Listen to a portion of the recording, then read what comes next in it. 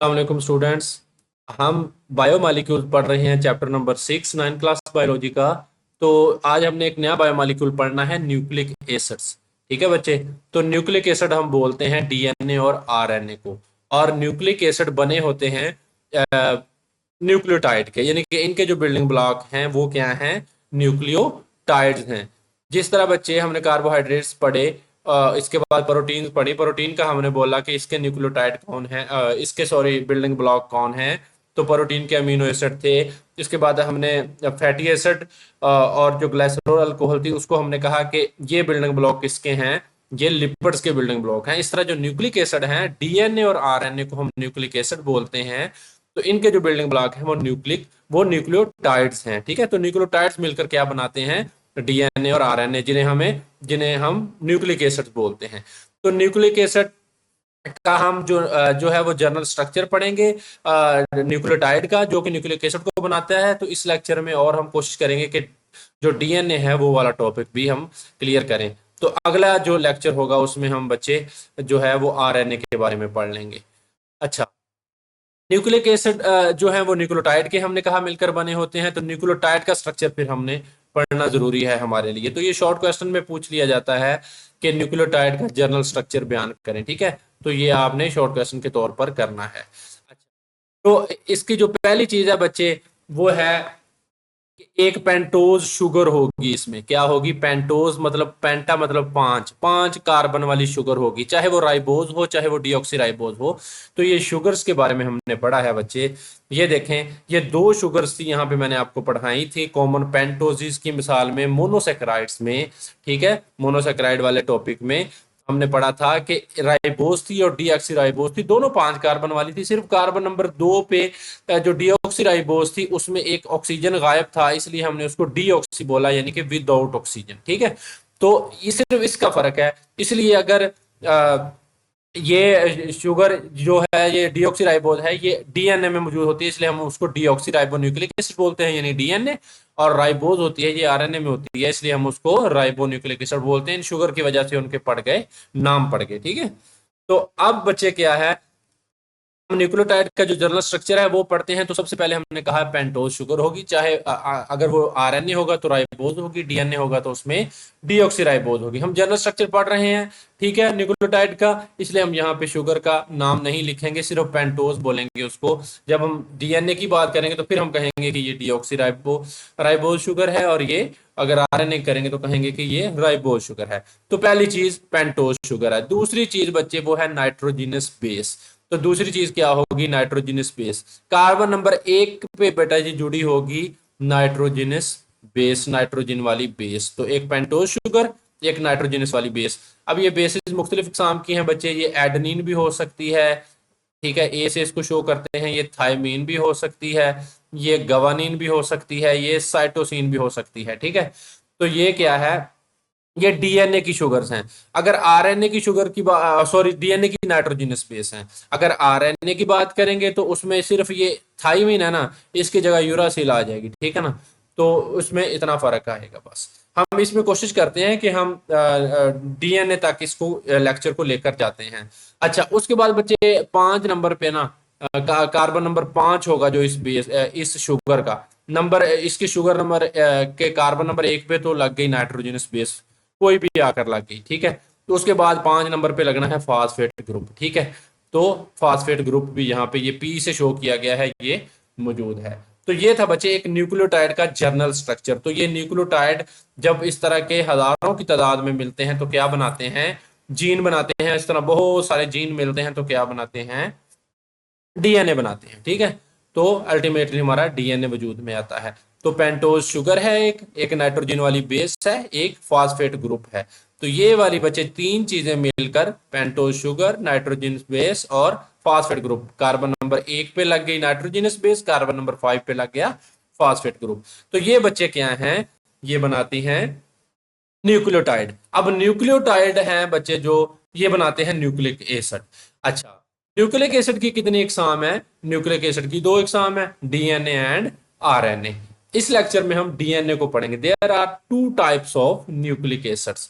तो nucleic acid की बच्चे कितनी इकसाम है? दो। एक है डीऑक्सी राइबो न्यूक्लिक एसिड ये अब इसमें जो शुगर होगी वो डीऑक्सीराइबोज होगी, इसलिए इसका नाम पड़ गया डीऑक्सीराइबो न्यूक्लिक एसिड यानी डीएनए। ठीक है, तो डीऑक्सीराइबो न्यूक्लिक एसिड क्या है, इसके बारे में हम डिटेल से पढ़ते हैं। DNA is made of deoxyribo nucleotides, यानी कि डीऑक्सीराइबो न्यूक्लियोटाइड्स का बना होता है। ठीक है, तो ये अब न्यूक्लियोटाइड का तो राइबो न्यूक्लियोटाइड का बना होगा तो आरएनए होगा, डीऑक्सी राइबो न्यूक्लियोटाइड्स का बना हुआ है तो क्या है, वो डीएनए है। ठीक है, in this nucleotide the pentose sugar is deoxyribose. ठीक है, while the nitrogenous bases may be adenine, thymine, cytosine और गवानीन। ठीक है, तो ये बात बच्चे मैंने आपको बताई है जो जहां पे लिखी गई है कि डीएनए डीऑक्सीराइबो न्यूक्लियोटाइड का मिलकर बना होता है। ठीक है, यानी कि यहाँ पे जो है जो शुगर होगी वो डीऑक्सीराइबोज शुगर होगी। ठीक है, इसलिए उसको हम डीऑक्सीराइबो न्यूक्लियोटाइड बोल देंगे पूरे न्यूक्लियोटाइड को। और इसमें क्या है, यानी कि पेंटोज शुगर है वो डीऑक्सीराइबोज है, वाइल द नाइट्रोजिनस बेस में भी एडेनिन, यानी कि कोई भी हो सकती है, एडेनिन, थाइमीन, साइटोसिन और गवानीन। तो ये चार में से कोई भी वो न्यूक्लियोटाइड जो का राइबोज शुगर है, डीऑक्सीराइबोज शुगर, उस पर कोई भी लग सकती है। वो आगे इनकी पेयरिंग किस तरह होती है वो हम आगे पढ़ेंगे। ठीक है, तो ये अभी डीएनए का इंट्रोडक्शन हो गया कि डीएनए क्या है, डीऑक्सीराइबो न्यूक्लियोटाइड से बना होता है। न्यूक्लियोटाइड में जो पेंटोज शुगर है 5 कार्बन वाली, वो कौन सी है, डीऑक्सीराइबोज है। डीएनए के न्यूक्लियोटाइड में नाइट्रोजन वाली बेस एडेनिन हो सकती है, थाइमीन हो सकती है, साइटोसिन या गवानीन हो सकती है। उसके बाद बच्चे इन 1953, ये इंपॉर्टेंट एमसीक्यूज है हिस्ट्री के हिसाब से कि कब हुआ ये काम। United States biologist James Watson and British biologist Francis Crick propose the double helix model of DNA. ठीक है, ये वाला जो है बच्चे, ये डबल हीलिक्स मॉडल है डीएनए का। ये वाला डबल हीलिक्स मॉडल है, किस तरह ये हीलिक्स बनाया गया है। ठीक है, तो ये वाला था ये 1953 में। ठीक है, ये किसने पेश किया था, 1953 में अमेरिकी बायोलॉजिस्ट था जेम्स वाटसन था और बरतानवी बायोलॉजिस्ट था फ्रांसिस क्रिक। इन्होंने डीएनए का डबल चक्करदार यानी कि डबल हीलिक्स जो आपस में चक्कर खा रहा है मॉडल तजवीज किया। ठीक है, तो इनकी इस खिदमत की वजह से 1962 में जेम्स वाटसन और फ्रांसिस क्रिक को डीएनए की डबल हीलिक्स दरियाफ्त करने पर नोबेल इनाम दिया गया था। तो ये भी क्या है, कब दरियाफ्त किया, कब इनाम मिला, ये बोर्ड वाला अक्सर एमसीक्यूज में पूछता है। ठीक है, तो ये आपने इस चीज को याद रखना है कि 1962 में 1962 में जेम्स वाटसन और फ्रांसिस क्रिक को रिसीव्ड मिला Nobel prize for the discovery of double helix structure of DNA. अब उन्होंने क्या कहा डीएनए के बारे में वो हमने पढ़ना है। ठीक है, अकॉर्डिंग टू दिस मॉडल, उन्होंने जो डबल हेलिक्स मॉडल दिया। अब देखिए बच्चे, ये लॉन्ग क्वेश्चन है। ठीक है, ये इंपॉर्टेंट लॉन्ग क्वेश्चन है, बड़ा इंपॉर्टेंट लॉन्ग क्वेश्चन है, वेरी इंपॉर्टेंट। ठीक है, इंपॉर्टेंट यानी कि वो पूछेगा आपसे कि डीएनए का double helix, describe the double helix model of DNA, या describe the double helix DNA of James Watson and Francis Crick. Watson and Crick का डीएनए का डबल हीलिक्स मॉडल बयान करें। तो आपने इसी तरह सारा लेकर आना है इसको। ठीक है, शुरू से इस तरह आपने बताना है कि डीएनए क्या होता है, और उसके बाद इस मॉडल के मुताबिक डीएनए क्या है। DNA is a double helix molecule. DNA क्या है, इस तरह का एक डबल हीलिक्स यानी कि ये जो चक्करदार मॉडल है इस तरह का है। It is made up of 2 strands of nucleotides, यानी कि न्यूक्लियोटाइड जो हमने पढ़ा है ना पीछे, उसके 2 स्ट्रैंड्स पर मुश्तमिल होता है। ये एक स्ट्रैंड है बच्चे, ये भी न्यूक्लियोटाइड्स का मिलकर बना है। ये ऊपर जो बल खा रहा है ये स्ट्रैंड क्या है, ये भी न्यूक्लियोटाइड्स का मिलकर बना है। तो पहला पॉइंट डबल हेलिक्स मॉडल का क्या है कि डीएनए एक डबल हेलिक्स मॉलिक्यूल है। ये मॉलिक्यूल न्यूक्लियोटाइड्स की 2 लड़ियों से बना है। स्ट्रैंड हम किसको बोलते हैं, लड़ी को बोलते हैं। दूसरा point, both strands are coiled around each other. पहला क्या है, डबल हेलिक्स मॉडल है, मॉलिक्यूल है डीएनए, और न्यूक्लियोटाइड के 2 स्ट्रैंड 2 लड़ियों से मिलकर बना है। Both strands are coiled around each other. दोनों स्ट्रैंड है वो एक दूसरे के ऊपर क्या है, क्वाइल किए हुए हैं, यानी कि एक दूसरे के ऊपर लिपटे हुए हैं। ठीक है, दोनों लड़ियां एक दूसरे के ऊपर क्या हैं, लिपटी हुई हैं। तो ये दूसरा पॉइंट है, आपने इसी तरह पॉइंट याद रखने हैं।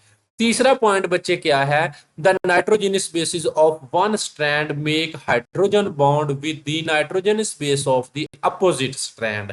यानी कि जो एक लड़ी के नाइट्रोजनस बेस हैं वो मुखालिफ लड़ी यानी कि जो दूसरी लड़ी है, दूसरे स्ट्रैंड की लड़ी है, उसके नाइट्रोजनस बेस के साथ क्या है, हाइड्रोजन बॉन्ड बनाते हैं। ठीक है, किस तरह बनाते हैं हम ये आगे जाके पढ़ते हैं। तो ये 3 पॉइंट यहाँ पे आपको क्लियर हो गए। ठीक है, तो जो नाइट्रोजनस बेस है एक स्ट्रैंड की, वो हाइड्रोजन बॉन्ड के साथ, ये देखें बच्चे, ये क्या है, हाइड्रोजन हाइड्रोजन बॉन्ड बनाए हुए हैं। अब ये वाला जो स्ट्रक्चर है इसको खोल के यहाँ इस तरह बयान कर दिया गया है। ठीक है, इसको मैं समझाता हूं मजीद। तो यहां तक आपको समझ आ गई। चौथा पॉइंट बच्चे इसी इसी का, pairing of nitrogen base is specific, यानी कि जो नाइट्रोजन बेसिस की पेयरिंग है ना, एक स्ट्रैंड की नाइट्रोजन बेस दूसरे से मिलती है, उसका जो आपस में मिलना है वो स्पेसिफिक है, एक खास है। मिसाल के तौर पर adenine of one strand forms a pair with thymine of opposing strand, यानी कि एक जो लड़ी है उसकी एक स्ट्रैंड की जो एडेनिन होगी ना बेस, मैंने बताया 4 नाइट्रोजनस बेस हैं बच्चे, एक एडेनिन है डीएनए में, एक थाइमीन है, एक गवानीन है, एक साइटोसिन है। तो बच्चे जो ए और टी होंगी ये आपस में पेयर करेंगी। ठीक है, ये आपस में बाड बनाएंगे, इनके दरमियान हाइड्रोजन बाड होंगे, वो होंगे 2 बाड होंगे। एडनिन हमेशा थाइमीन के साथ बनाएगी, गवानीन बेटा हमेशा बनाएगी साइटोसिन के साथ। ठीक है, तो ए जी सी इनके दरमियान 3 बाड होंगे। ठीक है, 3 हाइड्रोजन बाड होंगे, ए और टी के दरमियान 2। ये कभी नहीं हो सकता कि जी बना ले टी के साथ या ए बना ले सी के साथ ना, ये आप इसको रटा लगा लें, जिस तरह मर्जी याद करें, ये हमेशा काम आएगी बायोलॉजी में कि ए टी जी सी, ये जी सी याद कर लें आप, जीसी यूनिवर्सिटी से याद कर लें या जिस तरह मर्जी याद कर लें। ठीक है, तो ये जीसी हमेशा गवानीन है, ये साइटोसिन के साथ बनाएगी। यही बात उसने की है, the pairing of nitrogen bases is specific, ये खास होती है पेयरिंग। एडेनिन हमेशा किसके साथ बनाएगी बच्चे, थाइमीन के साथ। सिमिलरली साइटोसिन जो होगी बच्चे, ये वाली सी होगी जो, वो forms a pair with guanine. ठीक है, अच्छा ये चौथा पॉइंट हो गया उनके मॉडल का, वाटसन और James Watson and Francis Crick के मॉडल का। पांचवा point, there are 2 hydrogen bonds between adenine and thymine, adenine और थाइमीन के दरमियान मैंने आपको लगाकर दिखा दिए 2 बाड है। ठीक है ना, हाइड्रोजन बॉन्ड्स हैं। और 3 हाइड्रोजन बॉन्ड्स किसके दरमियान है, साइटोसिन और गवानीन के। ये साइटोसिन और गवानीन के दरमियान क्या है, 3 हाइड्रोजन बॉन्ड मौजूद हैं। तो ये था बच्चे डीएनए का डबल हेलिक्स स्ट्रक्चर। तो चौथा पॉइंट क्या था कि नाइट्रोजन बेस मखसूस तरीके से जोड़े बनाती हैं, एक लड़ी की एडेनिन मुखालिफ लड़ी की थाइमीन के साथ, इस तरह एक लड़ी की साइटोसिन दूसरी लड़ी की गवानीन के साथ जोड़ा बनाएंगी, A T G C, A T, ठीक है, जी सी। इसी के दरमियान बचे 3 बाड हाइड्रोजन के, ए टी के दरमियान 2 बाड। इसी तरह एडेनिन और थाइमीन के दरमियान 2 हाइड्रोजन बाड। और अच्छा ये वाली बात उसने बता दी। देखें बच्चे, अब यहाँ पे जो है वो स्ट्रक्चर को खोला गया है, यहाँ पे जो स्ट्रक्चर है डीएनए का इसको खोला गया है। ये जो डबल हेलिक्स डबल लड़ी वाला स्ट्रक्चर है ना बच्चे, ये यहाँ पे दिखाया गया, लड़ी नंबर 1 है यानी कि स्ट्रैंड 1 है, ये स्ट्रैंड 2 है ये वाला, और ये वाला स्ट्रैंड 1 है। इसको जब खोला गया है तो इसको आप जरा गौर से देखें, इसको जरा आप अगर गौर से देखेंगे तो ये आपको सबसे पहले तो न्यूक्लियोटाइड मिलेगा यहाँ पे। ठीक है, तो न्यूक्लियोटाइड देखें, यहाँ पे ये जो शुगर होगी, अब ये डीऑक्सीराइबोज है। अब हम इसको, क्योंकि हम जनरल स्ट्रक्चर नहीं पढ़ रहे हैं, हम डीएनए का पढ़ रहे हैं, तो अब हम इसको बोल सकते हैं कि ये पेंटोज शुगर कौन सी है, डीऑक्सीराइबोज है। इसके 5 नंबर पे यहाँ पे बच्चे क्या लगा हुआ है, मैं स्ट्रक्चर थोड़ा सा बड़ा करके दिखाता हूँ आपको ताकि आपको नजर आए। ये देखें बच्चे, यहाँ पे जो शुगर लगी हुई है, ये डीऑक्सीराइबोज शुगर है, और ये क्या है, 5वें कार्बन पे फास्फेट ग्रुप लगा हुआ है। और ये जो कार्बन नंबर 1 है ये वाला, ये कार्बन नंबर 5 है फास्फेट ग्रुप, कार्बन नंबर 1 पे क्या लगी हुई है, ये नाइट्रोजिनस बेस लगी हुई है। और कौन सी लगी हुई है, एडेनिन है। अब ये देखें, ये स्ट्रैंड था डबल बच्चे, डबल हेलिक्स ये वाला, ठीक है, ये वाला। अब इसका ये वाला स्टैंड खोला ये बन गया, दूसरा स्टैंड खोला तो ये बन गया। अब देखें दूसरे स्टैंड की, एक लड़ी की जो नाइट्रोजनस बेस है एडेनिन, ये दूसरा स्टैंड है उसकी जो है बच्चे थाइमीन के साथ इसने क्या बनाया हुआ है, बॉन्ड बनाया हुआ। और कितने बॉन्ड बनाए हुए हैं, 2 बॉन्ड बनाए हुए हैं। इसी तरह एक लड़ी की जो है साइटोसिन है, उसने दूसरी लड़ी की, ये वाली दूसरे स्ट्रैंड की गवानीन के साथ क्या बनाया हुआ है, ट्रिपल बॉन्ड बनाया हुआ है। यानी कि ए हमेशा टी के साथ पेयर बनाएगी 2 बॉन्ड, साइटोसिन हमेशा जी के साथ बनाएगी, गवानीन के साथ। ठीक है, इसको सी जी कह लें, जी सी कह लें, ए टी कह लें, टी ए कह लें, लेकिन बनना हमेशा ए टी टी ए का ही है। ए और टी रहेंगे, जी और सी हमेशा इकट्ठे रहेंगे, चाहे वो इधर आ जाए, इस स्टैंड के साथ लग जाए, चाहे इस स्टैंड के साथ लग जाए। ठीक है, तो ये आपको नजर आ रहा होगा, हमेशा कार्बन नंबर 1 पे ही नाइट्रोजनस बेस ने लगना है। ये भी ये जो बच्चे नाइट्रोजनस बेस है ना, ये भी शुगर के कार्बन नंबर 1 पे ही लगी हुई है, लेकिन ये उसको उल्टा किया है। जब ये स्ट्रैंड इस तरह होगा तो यहाँ पे ये शुगर क्या हो जाएगी, उल्टी हो जाएगी। अब ये देखें, यहाँ पे सीधी है इसका, ये यहाँ पे ऑक्सीजन ग्रुप होगा, यहाँ पे ऑक्सीजन वाला, तो इसका यहाँ पे आ जाएगा। ठीक है ना, ये वाला। तो ये अब पांचवा कार्बन ये बन जाएगा, जहां पे फास्फेट लगेगा, यहाँ भी पांचवें कार्बन पे लगा हुआ है, यहाँ पे भी कार्बन नंबर 1 पे क्या लगी हुई है, नाइट्रोजनस बेस है। तो ये स्ट्रक्चर खोल कर दिखाया गया है। तो ये क्या है बच्चे, नाइट्रोजनस बेस लगी हुई है, साथ साइटोसिन है, ठीक है, गवानीन है, एडनिन है और थाइमिन है। यहाँ पे इनके जो मुख्तलिफ रंग हैं वो दिखाए गए हैं, और साथ इनके लेटर्स भी लिखे गए हैं। अच्छा, तो ये था बच्चे डीएनए का स्ट्रक्चर। इसके 5 पॉइंट आपको ये जो मैंने बताए हैं ये आने चाहिए, और बोर्ड में आप लिखने के काबिल हो। न्यूक्लियोटाइड का स्ट्रक्चर पढ़ लिया। न्यूक्लियोटाइड न्यूक्लिक एसिड की एक किस्म है डीऑक्सीराइबोन्यूक्लिक एसिड, डीएनए, उसके बारे में हमने पढ़ लिया। आगे बच्चे हमने पढ़ना है फंक्शन ऑफ डीएनए। फंक्शन क्या करता है, डीएनए काम क्या करता है, ये हमने पढ़ना है। अच्छा, DNA contains the hereditary information. तो डीएनए में क्या होती है बच्चे, ये डीएनए का काम है। ठीक है, ये भी आपको शॉर्ट के तौर पर आ सकता है, इंपॉर्टेंट शॉर्ट है।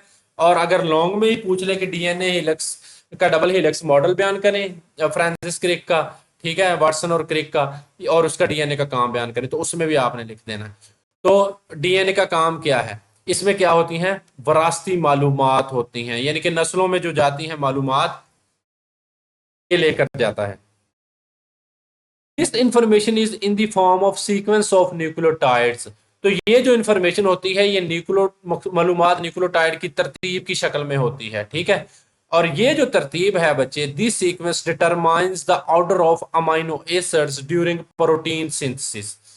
जब प्रोटीन बननी है, हर काम प्रोटीन बनकर होना है, तो ये वाला जो सीक्वेंस है न्यूक्लियोटाइड्स का बच्चे, ये बताता है कि कौन सा अमाइनो एसिड मिलेगा। अमाइनो एसिड में मिलकर प्रोटीन बनानी है ना, तो ये वाला जो सीक्वेंस है न्यूक्लियोटाइड्स का बच्चे, ये वाला ये ही बताएगा। ये खास किस्म का न्यूक्लियोटाइड का सीक्वेंस है। देखें बच्चे, हम जीन बोलते हैं बात के, इधर से लेकर इतना जो न्यूक्लियोटाइड का सीक्वेंस है, हम कहते हैं कि अगर ये आई कलर को कंट्रोल कर रहा है, ठीक है ना, आई कलर की इंफॉर्मेशन लेकर जाएगा, या बालों के रंग की इंफॉर्मेशन लेकर जाएगा, या कद की इंफॉर्मेशन लेकर जाएगा, हाइट की, तो हम कहते हैं कि इतना जो जीन है ना, ये कद का जीन है। इतना अगर जीन वो उसकी आंख के कलर की लेकर जा रहा है, हम कहते हैं ये आई कलर का जीन है। ठीक है ना, तो न्यूक्लियोटाइड का जो सीक्वेंस है ना, इधर से लेकर इतना, ये डीएनए न्यूक्लियोटाइड का मिलकर तो बना होता है। इधर से लेकर इतने सीक्वेंस वो एक किस्म का जीन बोल देंगे, फिर इधर से लेकर इतने को हम बोल देंगे कि ये किसी और किस्म का जीन है, इधर से लेकर इतने को बोल देंगे कि ये हाइट का जीन है या कलर का जीन है। ठीक है, तो इस तरह क्या है, इंफॉर्मेशन जानी है। यही बात उसने की है कि जो न्यूक्लियोटाइड का सीक्वेंस है, this sequence determines the order of amino acids during protein synthesis. यानी कि ये जो तरतीब है, ये प्रोटीन की तैयारी के दौरान अमीनो एसिड की तरतीब का तयन करती है। यानी कि इसको अब आगे जीन की तरफ पढ़े, फिर मैं आपको समझाता हूं। अब जीन की तारीफ इंपॉर्टेंट है बच्चे। The segment of DNA in which the sequence of nucleotides determines the synthesis of proteins और polypeptide chain is called a gene. जो ये जीन की डेफिनेशन है, ये भी क्या है, इंपॉर्टेंट है।